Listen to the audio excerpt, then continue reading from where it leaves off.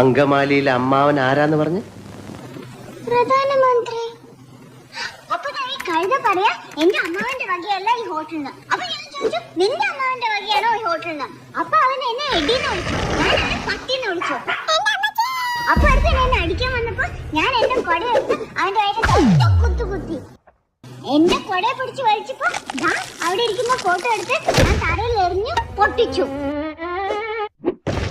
പിന്നെ ഒരുത്തൻ എന്നെ പിടിക്കാൻ വന്നപ്പോ ഞാൻ ഫോൺ എടുത്ത് അവന്റെ തലയിൽ ഒറ്റ അടിച്ചു. എന്നിട്ട് ഒരുത്തൻ എന്റെ അടുത്ത് വന്ന് പറഞ്ഞു അവന്റെയാണ് ഈ ഹോട്ടലിന്. അപ്പൊ ഞാൻ അവന്റെ അപ്പനെയും അമ്മനെയും ഒക്കെ ചീത്ത പറഞ്ഞു. അവൻ പോലീസിനെ വിളിക്കുന്ന പറഞ്ഞപ്പോ അവിടെ ഇരിക്കുന്ന പൂച്ചട്ടി എടുത്ത് അവന്റെ തലയിൽ ഒറ്റ അടി വെച്ചു കൊടുത്തു.